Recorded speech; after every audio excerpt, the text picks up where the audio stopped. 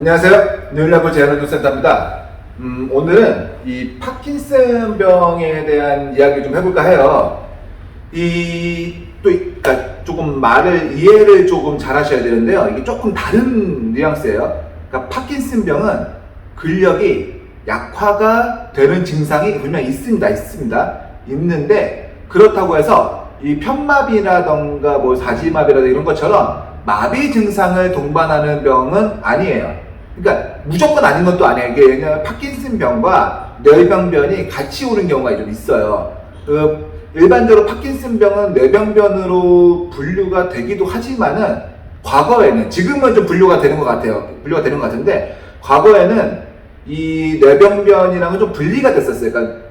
그러니까 파킨슨병이 뇌병변의 일종은 아니다라는 이제 그런 게 좀 있었어요. 이제 지금은 요런 거 이제 상병명 같은 데서 어느 정도는 이제 조금 이제 겹쳐서 얘기를 하는 것 같아요. 자, 그런 것처럼 그러니까 증상이, 그러니까 그 원인이 다르기 때문에 아무래도 접근 방법도 다를 수밖에 없어요. 이 파킨슨병을 마비 환자와 같이 접근을 하게 되면 조금 이제 놓치는 부분들이 분명히 있습니다. 어떤 게 있냐면요, 마비로 인해서 몸이 안 움직이는 게 아니란 말이에요. 그리고 파킨슨병이라는 건 어떻게 보면 이제 노인성 질환이잖아요. 노인성 질환인데 조금 그 나이대가 노인이라고 하긴 좀 어려우신 분들이 파킨슨병에 걸리는 경우도 있습니다. 무조건 노인성 질환이어서 무조건 노인만 걸리는 건 아니에요. 근데 그런 분들은 상대적으로 보면은 이제 근력이 저하가 있다 하더라도 상대적으로 근력이 이제 우리가 일상생활이라든가 어떤 동작을 하는 데 있어서 문제가 될 정도의 근력 저하를 보이지 않는 경우가 많아요. 근데 그럼에도 불구하고 어떤 동작을 할 때 좀 문제가 되는 경우가 있습니다. 자, 파킨슨병은 굉장히 다양한 증상을 좀 나타내는 경우가 있어요. 우리가 이제 대표적으로 이제 종종 걷는다던가 아니면 이제 손을 떤다던가 몸이 구부러진다던가 이제 되게 여러 가지 이제 파킨슨의 대표 증상들이 있는데 꼭 그런 증상을 가져야만 파킨슨병은 아닌 거예요. 어떻게 보면 몸이 이렇게 흐느적 움직이는 분들이 있어요. 이제 무도증이라고 하는데 그런 분들도 이렇게 진단을 받을 때는 파킨슨병으로 진단을 받아요. 그런데 몸이 뻣뻣해지는 증상이 우리가 파킨슨병에 흔하게 얘기하는 게 몸이 뻣뻣해지는 증상 가지고 있다고 하잖아요. 근데 그런 분들은 몸이 흐느적거려요. 완전히 상반된 거잖아요. 그런데도 불구하고 진단명은 파킨슨병이 나올 수 있다는 거예요. 그 도파민을 분비하는 그 부분에서 문제가 생겨가지고 나타나는 병이 파킨슨병이기 때문에 그 도파민 분비에 문제가 생기면은 어떤 증상을 갖던 간에 이제 파킨슨병 혹은 파킨슨 증후군 이렇게 얘기하기도 합니다. 그래가지고 이제 그 좀 다양한 증상이 있어가지고 이제 어떤 사례를 가지고 이제 말씀을 드릴까 해요. 자, 지금 이분은 파킨슨병 진단을 받으셨는데 근력에는 크게 문제가 없어요. 특히 누워서 어떤 운동을 하는 거에 있어서는 근력 저하를 전혀 보이지 않으세요. 그런데 다리를 움직이는 거에 있어서 이 구분지어 가지고 동작을 하게 만들면은 다 잘하세요.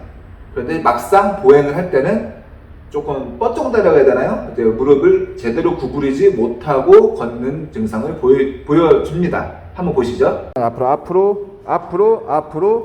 앞으로만. 그렇지. 보신 것처럼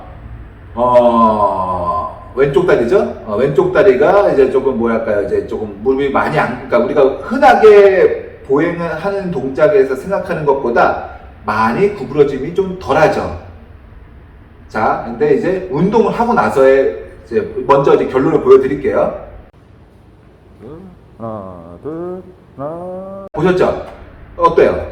많이 구부러지죠? 자, 이분은 특별히 제가 운동을 하면서 근력을 강하게 만들어진 게 아니에요.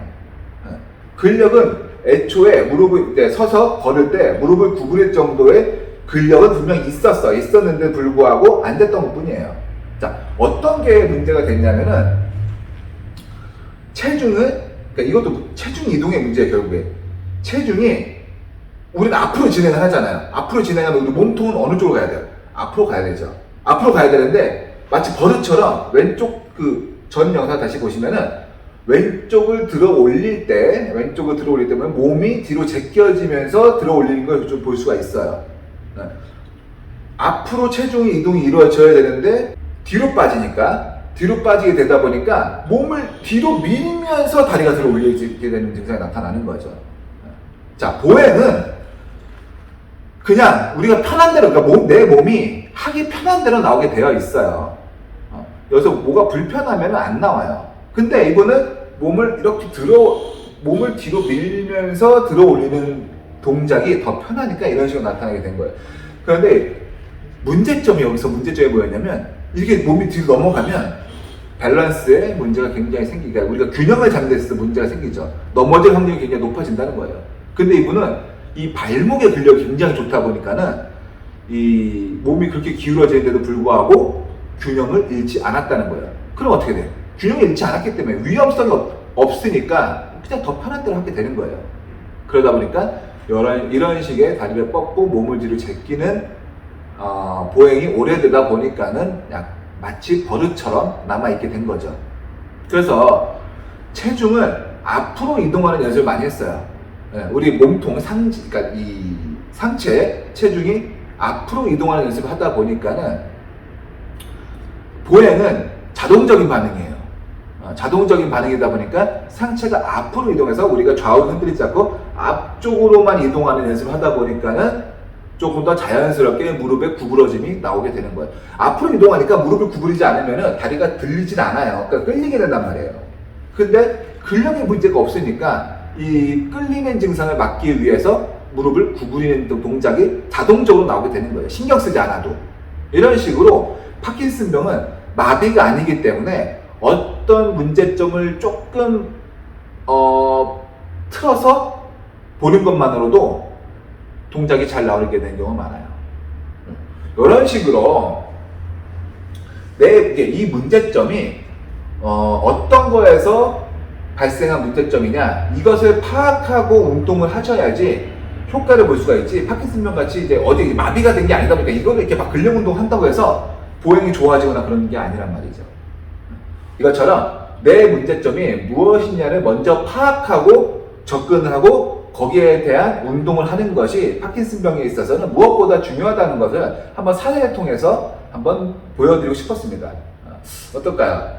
조금 좀 생각이 바뀔 수 있는 계기가 됐을까요? 무작정 근력 운동하는 거. 근력 운동 무조건 좋아요. 무조건 좋은데 꼭 그게 해답은 아니라는 것을 한번 말씀드리고 싶었습니다. 자, 오늘도 봐주셔서 감사합니다.